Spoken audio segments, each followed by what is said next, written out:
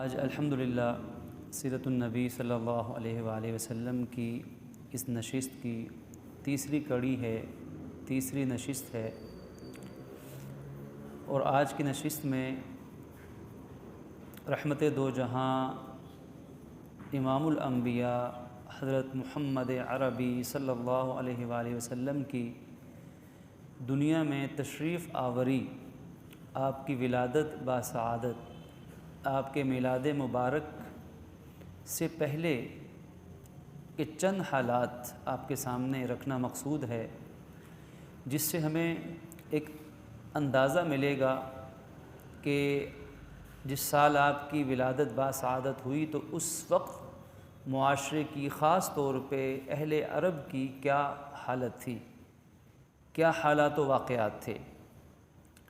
ویسے تو عرض کیا گیا تھا کہ اللہ رب العزت نے تو ابھی کائنات بنی نہیں تھی، عالم ارواح میں ہی اپنے حبیب صلی اللہ علیہ وآلہ وسلم کی نبوت اور رسالت کے حوالے سے نبیوں سے وعدہ لے لیا تھا، جیسا کہ ابھی خطبے میں آپ کے سامنے سورہ آل عمران کی آیت نمبر 80 اور 81 تلاوت کی گئی، جس میں اللہ رب العزت نے فرمایا کہ وَإِذْ أَخَذَ اللَّهُ مِيثَاقَ النَّبِيِّينَ، اور اس وقت کو یاد کیجئے جب اللہ نے نبیوں سے میثاق لیا۔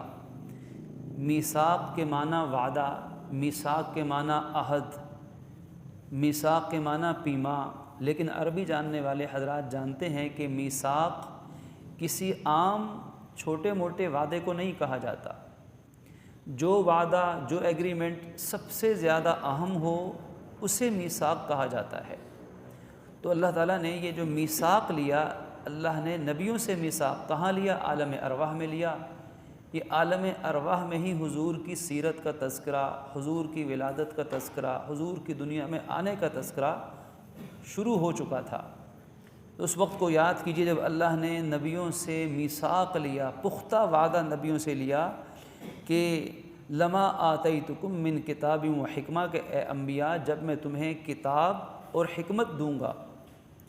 اللہ نے ہر نبی کو کتابیں دیں، توراہ، زبور، انجیل، صحیفے 100 سے زیادہ، حکمت بھی دی۔ ہر نبی نے اپنے عمل کو بھی اپنی امت کے سامنے پیش کیا، نبی نے سنت کی تعلیم بھی دی، ہر نبی نے کیا۔ تو جب میں تمہیں کتاب و حکمت عطا کروں گا، ثم جاءکم رسول، پھر تمہارے بعد آخر میں ایک رسول آئے گا۔ یہ ختم نبوت کی دلیل بھی ہے۔ ثم تاخیر کے لیے ہے کہ ان نبیوں کے زمانے میں یا ان کے بعد، لیکن آخر میں، پہلے یہ 1.25 لاکھ نبی آ چکے ہوں گے، پھر اللہ نے فرمایا ثم جاءکم رسول، پھر ایک رسول دنیا میں تشریف لائیں گے۔ یہ آپ کے بعثت کا ذکر بھی ہے، یہ آپ کی ولادت پاک کا ذکر بھی ہے، جو دنیا میں نہیں ہو رہا، اللہ عالم ارواح میں تمام نبیوں سے عہد لے رہا ہے۔ ثم جاءکم رسول، پھر ایک رسول دنیا میں آئیں گے، اور رسول کیسے ہوں گے؟ مصدق لما معکم، وہ تمہاری کتابوں کی تصدیق کریں گے۔ جو تعلیمات تم لائے ہوگے، جو وحی، جو کتاب و حکمت تمہیں میں نے دی ہوگی، وہ اس کی تائید کریں گے، اس کی تصدیق کریں گے۔ اور آج بھی الحمدللہ قرآن مجید مصدقا لما بین یدی ومہیمنا علی، ساری اس آسمانی کتابوں کی تصدیق بھی کرنے والا ہے اور ان کتابوں کی حفاظت بھی کرنے والا ہے۔ تو اصل میں تو انبیاء کرام علیہم السلام کے وارث مسلمان ہیں، یہود نہیں ہے، عیسائیت نہیں ہے۔ اصل وارث انبیاء تو مسلمان ہیں، جو ان کی علمی وراثت کے بھی پاسبان ہیں اور ان کی عملی وراثت کے بھی نگہبان ہیں، کیونکہ ان کے پاس کتاب وہ ہے جو کتاب اس نبی کی کتاب ہے۔ جیسے نبی پچھلے تمام نبیوں کی صحیح باتوں کی تصدیق کرنے والے ہیں، ایسے ہی ان کی کتاب بھی پچھلی تمام کتابوں کی تصدیق کرنے والی ہے۔ تو مصدقا لما معکم، تمہاری تصدیق کرنے والے ہوں گے۔ اب نبیوں کے ذمے کیا ڈیوٹی عائد کی اللہ نے، اور ان سے کیا وعدہ لیا؟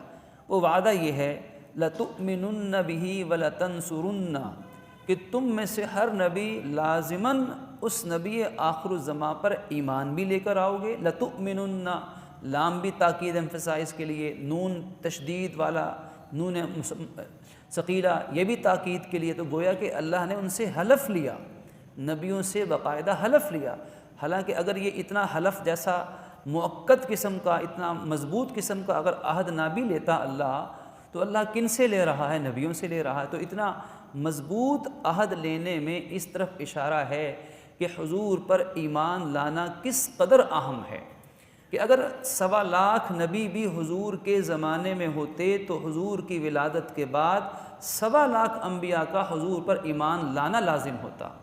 جیسے نبی ہیں اس طرح نبی کے ذمے حضور پر ایمان لانا بھی لازم ہوتا۔ تو جب نبی بھی مستثنیٰ نہیں تو پھر باقی تو سب غیر نبی ہیں۔ آج دنیا کے 8 ارب یا جتنے بھی ارب انسان ہیں ان میں سے کوئی نبی نہیں ہے۔ تو جب 1.25 نبی بھی حضور پر ایمان لائے بغیر نہیں رہ سکتے، اگر ان حضور کی زندگی میں یا بعد میں آتے تو پھر باقی انسانوں کی تو بات ہی کچھ اور ہے۔ اسی لیے ایک مرتبہ نبی پاک صلی اللہ علیہ وسلم نے دیکھا کہ حضرت عمر فاروق وہ تورات کے کچھ صفحے پکڑے ہیں، ان صفحات کا مطالعہ کر رہے ہیں۔ تو آپ نے پوچھا عمر یہ کیا؟ تو عرض کیا رسول اللہ تورات ہے اس کو پڑھ رہا ہوں، چونکہ مدینہ کے اندر جب ہجرت کر کے تشریف لائے تو یہاں بہت سے یہودی موجود تھے، عیسائی نجران کے موجود تھے، خاص طور پہ یہود تھے، تو ان سے ملنا جلنا تھا۔ تو بہر کیف کچھ تورات کے اوراق آپ نے دیکھے تو آپ نے ناراضگی کا اظہار کیا اور فرمایا کہ لو کان موسیٰ حیا لما وسعہ الا اتباعی او کما قال، کہ عمر، جس کا مفہوم یہ ہے کہ عمر آج تم میری موجودگی میں تورات پڑھ رہے ہو، اگر اس وقت موسیٰ علیہ السلام جن پر یہ تورات اتری تھی اگر وہ بھی اس وقت موجود ہوتے تو میری پیروی کے سوا ان کے ذمے اور کچھ نہ ہوتا۔ یعنی موسیٰ علیہ السلام کے لیے بھی میری اطاعت کے سوا اور کوئی دوسرا راستہ موجود نہ ہوتا۔ حضرت عمر فاروق نے جو ہی یہ سنا تو وہ اوراق رکھے، ان کو ایک طرف رکھ دیا اور پھر آپ کی اتباع آپ کی منشا کے مطابق ہی۔ تو لَتُؤْمِنُنَّ بِی، پہلا کام ہے حضور پر ایمان لانا۔ جب آپ کی ولادت باسعادت ہو گئی، آپ کی بعثت ہو گئی، اب قیامت تک آنے والے ہر انسان پر، چاہے وہ نبی ہے چاہے وہ غیر نبی ہے، حضور پر ایمان لانا لازم ہے۔ اللہ نے نبیوں سے یہ عہد پکا وعدہ لیا۔ اور دوسرا کام تم نبیوں کے ذمے یہ عائد ذمہ داری وَلَتَنْصُرُنَّ، کہ تم میرے اس آخری نبی کی ہر ممکن مدد بھی کرو گے، ایمان بھی لاؤ گے۔ صرف ایمان کافی نہیں ہے، ایمان کافی نہیں ہے بلکہ نبی کی مدد بھی کرو گے۔ نبی کی مدد کیا ہے؟ ظاہر ہے کہ نبی کی مدد دین کے کاموں کے اندر ہے، اپنی مال، اپنے جان، اپنے وقت سے، جیسے ہر نبی اپنی نبوت کی تبلیغ و تعلیم کرتا ہے، اسی طرح ہر نبی کے ذمہ لازم ہوگا کہ حضور کی نبوت اور تعلیم و شریعت کو آگے پھیلائے۔ یہ 2 وعدے اللہ رب العزت نے تمام نبیوں سے لیے۔ اس کے بعد فرمایا قال اقررتم، کیا تم اس بات کا اقرار کرتے ہو؟ اب دیکھیے اللہ کتنی تاکید سے نبیوں کے ساتھ یہ معاہدہ ہو رہا ہے۔ آج انہی نبیوں کے نام کو لے کر یہود و نصارہ، خاص طور پہ یہود بے بہبود، وہ اللہ کے نبی کی توہین کرتے ہیں، مسلمانوں پہ ظلم کرتے ہیں، حالانکہ انہی جن کا یہ نام لیتے ہیں وہ نبی بھی اگر ہوتے تو آج حضور کی امت مسلمہ میں شامل ہوتے اور حضور کے دین کی پیروی اور مدد کرتے۔ اللہ تعالیٰ نے تاکید سے پوچھا اقررتم، کیا تم سب نے یہ اقرار کرتے ہو، یہ وعدہ کرتے ہو؟ قالوا وَأَخَذْتُمْ عَلَىٰ ذَلِكُمْ إِصْرِي، اور کیا تم اس بات پہ مضبوط وعدہ لے کر آتے ہو؟ اقرار بھی کرو اور مضبوطی سے اس چیز کا اظہار بھی کرو، یہ عہد و پیما کرو۔ تو تمام نبی بولے اقررنا، ہم سب نے یہ اقرار کیا، یہ وعدہ کیا۔ خالق فرمایا کہ فاشہدوا، لہٰذا چلو اب ایگریمنٹ ہو گیا، اب معاہدہ ہو گیا، اب تم بھی اس بات پہ گواہ رہنا، وَأَنَا مَعَكُم مِّنَ الشَّاهِدِينَ، اور میں بھی تمہارے ساتھ اس بات پہ گواہ ہوں۔ لیکن ایک بات یاد رکھنا، فَمَن تَوَلَّىٰ بَعْدَ ذَلِكَ فَأُولَٰئِكَ هُمُ الْفَاسِقُونَ، جس نے یہ وعدہ کرنے کے بعد اس وعدے سے جو پھرا، اس وعدے کا انکار کیا، تو یاد رکھنا کہ وہی لوگ فاسقوں میں سے ہو جائیں گے، یعنی اللہ کے نافرمان ہوں گے۔ آخر میں اللہ نے وعید بھی سنائی۔ تو گویا کہ حضور نبی اکرم صلی اللہ علیہ وسلم کی ولادت باسعادت سے پہلے ہی اللہ نے عالم ارواح میں صرف آپ کا ذکر ہی نہیں فرمایا، بلکہ آپ کی نبوت و رسالت اور آپ کے دین کی مدد اور خدمت پر ان ہستیوں سے ایمان لیا، ان سے اقرار لیا، ان سے عہد لیا جو کائنات کی مقدس ترین ہستیاں ہیں، یعنی حضرات انبیاء اور رسول علیہ الصلوۃ والسلام ہیں۔ دنیا میں آنے سے پہلے آپ کی ولادت باسعادت سے پہلے جو حالات و واقعات رونما ہو رہے تھے، یوں لگتا تھا کہ جیسے کائنات میں کوئی ایک عظیم تبدیلی آنے والی ہے۔ جیسے اگر رحمت باری برسنی ہو، بارش برسنی ہو، تو اس سے پہلے کچھ علامات ظاہر ہوتی ہیں، تو بڑے انقلاب سے پہلے کچھ تبدیلیاں رونما ہو رہی ہوتی ہیں۔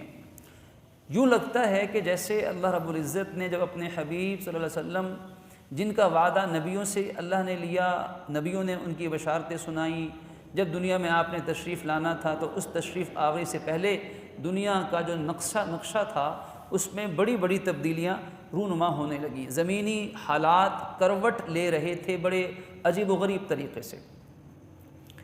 523 عیسوی کا زمانہ، یعنی نبی پاک صلی اللہ علیہ وسلم کی بعثت والا جو سال تھا وہ 6 صدی عیسوی، حضرت عیسیٰ علیہ السلام کے دنیا سے اٹھائے جانے کے تقریباً 550 سال کا زمانہ گزر چکا تھا۔ تو ہوا یہ کہ نجران میں اس زمانے کے جو عیسائی سچے دین پر قائم تھے اور اس زمانے کے مسلمان وہی عیسائی تھے۔ نجران ایک علاقہ آج بھی عرب میں ہے، اور حضور کے زمانے کے بھی یہاں کے نجران کے عیسائی حضور کے پاس آئے تھے۔ تو نجران کے جو اپنے زمانے کے مسلمان تھے، ان مسلمانوں پہ ظلم کرنا شروع کر دیا ایک یہودی بادشاہ نے، جس کا نام ذو نواس بتایا جاتا ہے۔ ذو نواس تاریخی نام ہے۔ اس نے ان مسلمانوں پہ ظلم کرنا شروع کیا، اور یہ یہودی النسل تھا۔ آپ یہودیوں کی تاریخ جب بھی پڑھیں گے تو انسانی خون سے ان کے ہاتھ رنگے ہوئے نظر آئیں گے، ان کے بدبودار دانتوں سے انسانی خون ٹپک رہا ہوگا۔ ان کی تقریباً ساری ہسٹری، ساری تاریخی ایسی گزری ہے۔ انہوں نے ایک بدترین ظلم کیا اس 6 صدی عیسوی کے درمیان میں، کم و بیش 523 اور 525 کے درمیان انہوں نے یہ کیا کہ انہوں نے مجبور کیا نجران کے مسلمانوں کو یہودیت قبول کرنے پر کہ تم یہودی ہو جاؤ۔ انہوں نے انکار کیا۔ ذو نواس بادشاہ نے، اس گورنر نے، زمین کے اندر بڑے بڑے گڑھے کھدوائے، ان گڑھوں کے اندر ایندھن لکڑیاں پھینک کر اس نے آگ جلوائی، اور وہ اب صرف خندقیں نہیں تھے، گڑھے نہیں تھے، بلکہ وہ جلتے ہوئے تندور تھے، بڑی شعلہ بار قسم کی آگ اس میں جلی۔ اور اس نے تمام مسلمانوں کو جمع کیا جو اپنے زمانے کے عیسائی تھے، ان کو جمع کر کے ایک ایک کو کہا کہ تم یہ چھوڑ کر یہودیت اختیار کر لو۔ لیکن وہ پکے مسلمان تھے، اپنے بات پہ ثابت قدم رہے۔ جو انکار کرتا رہا، یہ ایک ایک کر کے ان مسلمانوں کو اس آگ کے اندر پھینک کے جلا کے مارتا رہا، شہید کرتا رہا۔ بڑی تعداد میں اس نے سارے عیسائیوں کو، اس زمانے کے مسلمانوں کو، سب کو شہید کر دیا۔ اور ایسے ایسے واقعات، ایمان افروز واقعات پیش آئے۔ قرآن مجید کی سورۃ البروج اسی ضمن میں نازل ہوئی۔ 30ویں پارے کا سورہ بروج ہے، اور اس سورہ بروج کے اندر اللہ رب العزت نے اس واقعے کو اشارتاً بیان بھی فرمایا ہے، تفسیری کتابوں میں ہم دیکھ سکتے ہیں۔ اس نے تمام کو قتل کر دیا، شہید کر دیا، حتیٰ کہ ایک ماں آئی، اس کے سینے کے ساتھ اس کا دودھ پیتا بچہ تھا۔ اس بدبخت نے پہلے اس بچے کو پکڑا اور اس ماں سے کہا کہ دیکھ، اگر تو اسلام نہیں چھوڑے گی تو میں تیرے بچے کو آگ میں پھینک دوں گا۔ اس نے کہاں اسلام چھوڑنا تھا، اس نے بچے کو پکڑا اور اس جلتے تندور میں جلا دیا، پھینک کے بچہ فوت ہو گیا، شہید ہو گیا۔ پھر اس ماں کو بھی پکڑا اور کہا کہ اب بھی اگر تو ایمان نہیں لائے گی، یہودیت اختیار نہیں کرے گی، تو تجھے بھی اس آگ میں گراؤں گا۔ وہ کچھ گھبرائی، تو روایات میں آتا ہے کہ وہ جو بچے کی جلی ہوئی لاش تھی، اس میں سے اللہ نے اس کو قوت گویائی دی، اور وہ بچہ جو شہید ہو چکا تھا، وہ بچہ بولتا ہے کہ اے ماں، اس آگ میں گرنے سے مت گھبرا، کیونکہ یہ دیکھنے میں آگ لگ رہی ہے، جب تو اس میں کود پڑے گی ایمان کی بقا کی خاطر تو یہ آگ نہیں رہے گی، یہ تو گلے گلزار بن جائے گی، یہ تو پھولوں کی سیج ہے۔ جو ہی اس ماں کو یہ بچے کی آواز آتی ہے، وہ ماں ایمان پہ ثابت قدم رہتی ہے، انکار کرتی ہے، اور اسے بھی اس آگ کے اندر گرا کے شہید کر دیا جاتا ہے۔ آج مسلمانوں کے بچوں کو ذبح کرنا، ان کے منہ کو وہ خون لگا ہوا ہے ان وحشی درندوں کے، کہ جو صدیوں سے نسلاً بعد نسلاً جب ان کو اختیار ملے گا، ان کی فطرت یہ ہے کہ جب بچھو کو، سانپ کو، اژدہا کو کوئی اختیار ملے گا تو اس کا کام ڈسنا ہے، اس کا کام مارنا ہے، اس کا کام انسانیت کو تکلیف پہنچانا ہے۔ تو جب جب یہودی کسی بھی جگہ پہ قابض آئے، غالب آئے، انہوں نے انسانوں کو گاجر مولی کی طرح کاٹا ہے۔ قرآن کہتا ہے اللہ یہ سارا ماجرا دیکھ رہا تھا، اللہ کے حکم جب انہوں نے سارے لوگ قتل کر دیے تو اللہ کے حکم سے وہی آگ جو جل رہی تھی، وہ آگ ان تندوروں میں سے، ان گڑھوں میں سے باہر نکلنا شروع ہو گئی، اور یہ ذو نواس بادشاہ اور اس کے جتنی کابینہ بیٹھی ہوئی تھی اس خندقوں کے گرد کرسیاں میز لگا کر بیٹھے تھے، اس آگ نے ان سب کو بھی جلا کے راکھ کر دیا۔ یہ جو واقعہ پیش آیا اس میں تقریباً سارے ہی مسلمان شہید ہوئے سوائے ایک شخص کے۔ اب یہ جو ایک شخص تھا یہ یہاں سے بھاگا، اس کا نام ابو نواس بتایا جاتا ہے۔ اصحاب اخدود میں سے، ان خندقوں والوں میں سے یہ ایک شخص زندہ بچا، پوری قوم شہید ہوئی۔ یہ پہنچا ہرقل بادشاہ قیصر روم کے پاس۔ روم کا بادشاہ اپنے زمانے کے سپر پاور طاقت، اور وہ عیسائی بادشاہ تھا۔ وہاں پہنچ کر اس یمنی قبیلے کے ایک فرد نے کہا کہ ہم پر تو یہ ظلم ہو چکا ہے، سب کچھ ختم ہو گیا، میں اکیلا یہاں بچا ہوں، یہ تو کوئی بات نہیں ہے کہ ہمیں عیسائی ہونے کی وجہ سے یوں شہید کیا جائے، قتل کیا جائے، تو لہذا تم ہماری مدد کرو۔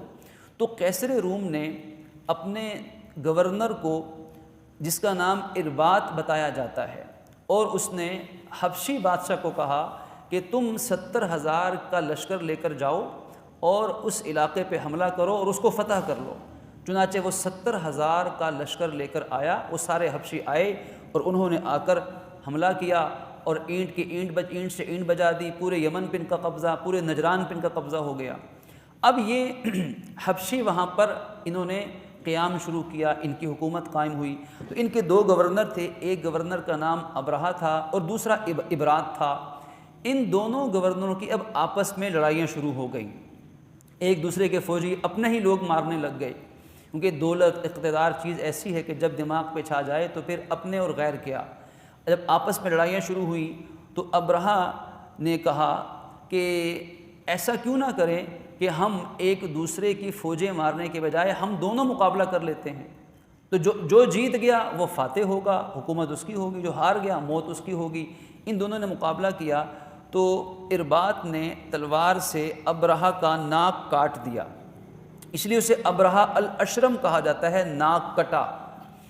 دوسرے وار میں ابرہہ نے وار کیا اور اس نے ارباط کو قتل کر دیا، اور وہ ابرہہ خود بادشاہ بن کے بیٹھ گیا۔ اب یہ بات پتہ چلی روم کے بادشاہ کو، قیصر روم کو، کہ جو میرے ہی گورنر اور وہی آپس میں لڑ رہے ہیں اور ابرہہ نے اس کو قتل کر دیا، تو اس نے قسم اٹھائی کہ میں ابرہہ کو جا کے پکڑوں گا، اس کے سر میں یمن کی مٹی، عرب کی مٹی ڈالوں گا اور اس کو قتل کر دوں گا۔ اس نے قسم جب اٹھائی تو ابرہہ جو گورنر تھا اس کا ماتحت تھا، وہ ڈر گیا، بڑا ہوشیار قسم کا آدمی تھا۔ اس نے یہ دھمکی سن کر اپنے سر کے سارے بال منڈوائے اور سر کے بال اتروا کر مٹی ایک جگہ برتن میں ڈلوائی اور قیصر بادشاہ کے پاس پہنچا دی، اور کہا کہ بادشاہ سلامت، ناراضگی والی کوئی بات نہیں، میں آپ کا غلام، آپ کا خادم، آپ کا نوکر۔ تو آج کے زمانے میں نوکر کی تے نخرہ کی۔ بادشاہ سلامت، یہ رہے میرے بال اور یہ رہی عرب کی مٹی، آپ میرے بالوں میں مٹی ڈالیں اور اپنی قسم پوری کر لیں اور میری طرف سے بے فکر رہیں، جو آپ کہیں گے سر تسلیم خم ہے۔ تو بادشاہ اس کی ان باتوں میں آ گیا اور اس نے اپنی قسم پوری کی اور ابرہہ کو ہی اس جگہ کا نگران بنائے رکھا۔ اب یہ ابرہہ کون تھا؟ اس کا ذکر یہاں اس لیے آیا کہ یہ ابرہہ ایک حبشی رومی عیسائی بادشاہ تھا جو یہاں پر آ کر اس نے اپنی حکومت یوں قائم کی۔ اس نے قیصر روم کو مشورہ دیا کہ دیکھو ان عربوں کے مزے دیکھو، ان کے ہاں بیت اللہ ہے اور انہوں نے ایک خانہ کعبہ، ایک عمارت بنا رکھی ہے، ان کے خوب مزے ہو رہے ہیں، ہم بھی کوئی ایسی عمارت بناتے ہیں تاکہ ہمارا بھی بول بالا ہو جائے، سب لوگ ہمارے ساتھ مل جائیں۔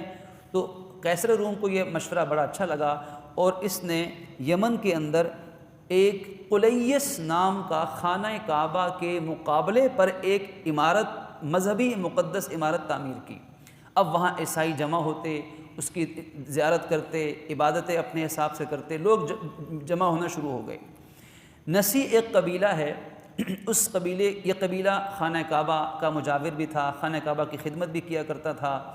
اس قبیلے نے جب دیکھا کہ یہ تو عیسائیوں نے اپنا کعبہ بنا لیا ہے اور لوگوں کا رجحان بجائے اس کے اس طرف ہو رہا ہے، تو ایک نسی قبیلے کے ایک شخص نے، یہ چند لوگوں نے، یہ مکہ اور طائف کے درمیان رہنے والے لوگ تھے، یہ وہ فوراً وہاں گئے اور راتوں رات انہوں نے ایک کارروائی وہاں ڈال دی۔ کارروائی یہ کی کہ وہاں انہوں نے گندگی جمع کر کے اس عمارت، مذہبی عمارت کے ارد دیواروں کے اوپر وہ گندگی ساری مل دی اور اس کی یوں انہوں نے توہین کی۔ تو جب ابرہہ کو پتہ چلا، تحقیقات ہوئی، فرانزک رپورٹ ساری اس زمانے کے حساب سے پتہ لگائی، کہ تو معلوم ہوا کہ یہ نسی قبیلے والوں نے، جو عرب والے ہیں اور کعبہ کے مجاور ہیں، انہوں نے یہ کام کیا ہے۔ تو اب ابرہہ نے، یہ وہ سال ہے جس سال نبی آخر الزمان دنیا میں تشریف لائے۔ اب دیکھیے دنیا کے حالات، ایک طرف تو رومیوں کی حالت ہے کہ شرک پرستی میں پڑے ہوئے ہیں، عرب کی حالت ہے کہ بیٹیاں زندہ دفن کرنا ان کے ہاں بڑی عبادت سمجھا جا رہا ہے، یہودیوں کی حالت ہے کہ وہ ظلم کر بھی رہے ہیں اور پھر ظلم کا خمیازہ بھی بھگت رہے ہیں۔ اسی طرح ہندوازم، ہندوستان کے حالات، شرک و بدعت، کہا جاتا ہے کہ اس 6 صدی ہجری میں ہندوؤں کے ہاں 33 کروڑ سے زیادہ خدا موجود تھے۔ اس حد تک وہ 6 صدی ہجری ہندوؤں کے ہاں یہ شرک اور کفر کی صدی تھی۔ تو دنیا کے حالات کچھ اس طرح سے تھے۔ ابرہہ نے قسم اٹھائی کہ میں خانہ کعبہ کو شہید کروں گا معاذ اللہ، اور یوں بدلہ لوں گا۔ اس نے قیصر روم سے اجازت مانگی۔ اب یہ علاقے فتح کرتا کرتا خانہ کعبہ کی طرف جا رہا ہے۔ راستے میں مختلف قبیلے آئے، مختلف ایک شخص، ایک قبیلہ بنو نفیر کے نام سے تھا، اس قبیلوں کو شکست فاش دی اور اس قبیلے کے سردار کو پکڑ کے قیدی بنا لیا۔ بنو نفیر سردار گرفتار ہوتا ہے اور پھر یہ ہاتھیوں کا لشکر لے کر نکلتا ہے۔ سورہ فیل قرآن مجید کی اسی ضمن میں اللہ نے نازل فرمائی تھی۔ تو فیل کے معنی ہاتھی، جو سب سے بڑا ہاتھی تھا اس کا نام محمود تھا، اور اس ہاتھی کو جو چلانے والا ڈرائیور تھا، یوں کہہ لیں، اس کا نام انیس تھا۔ اب یہ ابرہہ کا لشکر چلتا جا رہا ہے، راستے میں جو قبیلے آئے، جو لڑے ان کو قتل کیا، جنہوں نے کنارہ کشی اختیار کی ان کو چھوڑ دیا گیا۔ قبیلہ آیا طائف کا بڑا قبیلہ بنو ثقیف، یہ تیر اندازی میں بڑا مشہور تھا۔ تو انہوں نے جب دیکھا کہ سارے قبیلے شکست کھا رہے ہیں، لشکر بہت بڑا ہے، ہم لڑ نہیں سکتے، تو انہوں نے پیشکش کی کہ ہم تمہیں کچھ نہیں کہیں گے، تم ہمیں کچھ مت کہنا۔ تو اس ابرہہ نے کہا کہ مجھے کوئی ثبوت دو اپنی اس وعدے کا۔ تو انہوں نے اپنے ایک شخص کو جس کا نام ابو رغال بتایا جاتا ہے، بنو ثقیف نے کہا کہ یہ ہمارا بندہ لے جاؤ اور یہ تمہیں مکہ کا راستہ دکھا دے گا۔ اب یہ ابو رغال راستے میں، کیونکہ اس وقت تو کوئی سائن بورڈ نہیں تھے، کوئی گوگل میپ نہیں تھا، تو راستے ڈھونڈنے پڑتے تھے، اور کوئی بتانے والا مل جاتا تو پھر بآسانی منزل تک آدمی پہنچ جاتا۔ تو ابو رغال راستے میں راستہ بتاتا رہا، راستے میں ہی یہ مر گیا۔ اب یہ غدار شخص تھا، اس نے اپنی قومی روایات سے بھی غداری کی اور مذہبی روایات سے بھی غداری کی، کیونکہ اس لشکر کو یہ راستہ بتا رہا ہے کہ جس لشکر نے خانہ کعبہ کو شہید کرنے کا ارادہ کیا ہوا ہے۔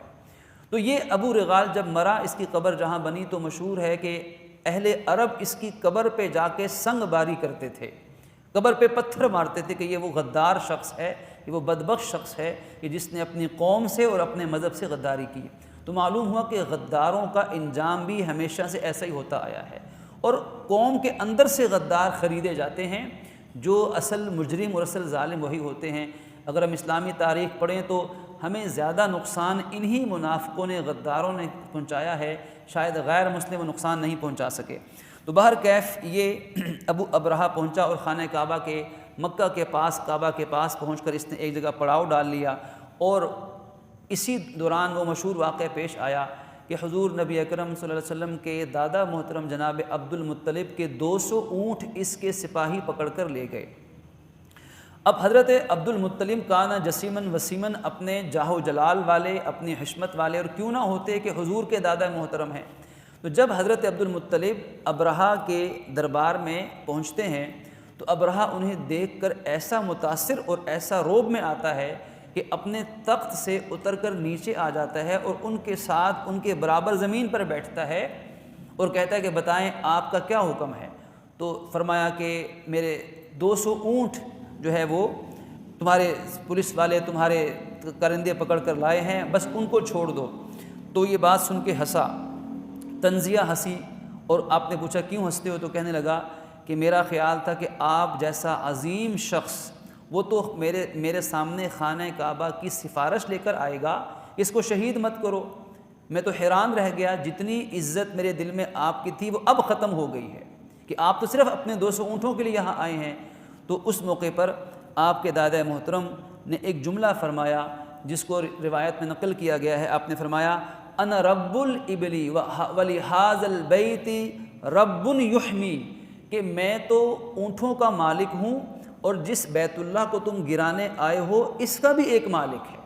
میرا کام اونٹوں کی حفاظت کرنا ہے اور اس بیت اللہ کے مالک کا کام اس بیت اللہ کی حفاظت کرنا ہے۔ لہٰذا اب چونکہ یہ لڑ کر تو مقابلہ نہیں کر سکتے تھے، اس لیے انہوں نے اب اس نے اونٹ واپس کی اور کہا کہ یہ آپ لے جائیں اور قریشیوں کو، مکہ والوں کو بتا دیں کہ اب ہم آنے والے ہیں تو مکہ خالی کر دو۔ لوگوں نے پہاڑیوں کا رخ کیا، دادا عبد المطلب بھی پہنچے اور انہوں نے طواف بیت اللہ کیا اور اس کے بعد دعا مانگی کہ یا اللہ یہ تیرا گھر ہے، ہم مقابلہ نہیں کر سکتے، اس گھر کی تو خود حفاظت فرما۔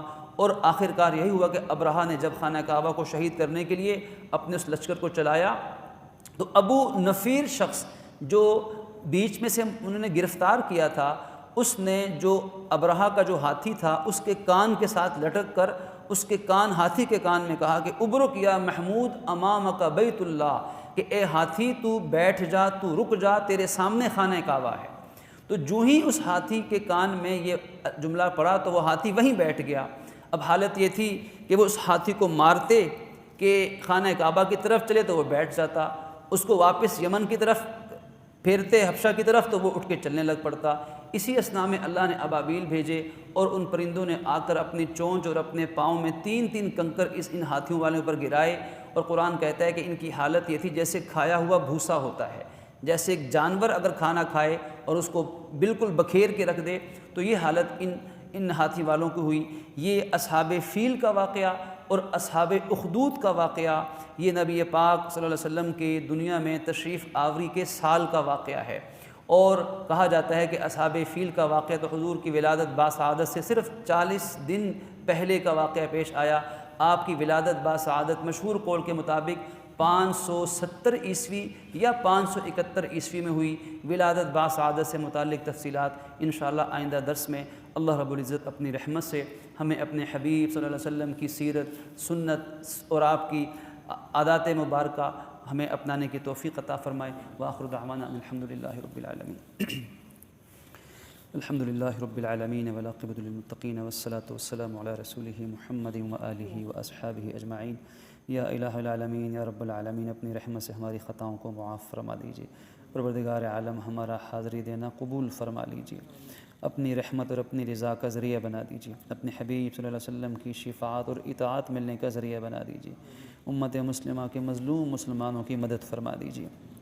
یا اللہ پوری امت مسلمہ کو دین پر ثابت قدمی عطا فرما دیجیے، فتنوں سے، آزمائشوں سے، ظالموں سے ہماری حفاظت فرما دیجیے۔ وصلی اللہ تعالی علی رسول خیر خلقہ محمد وآلہ واصحابہ اجمعین، آمین وبرحمتک یا ارحم الراحمین۔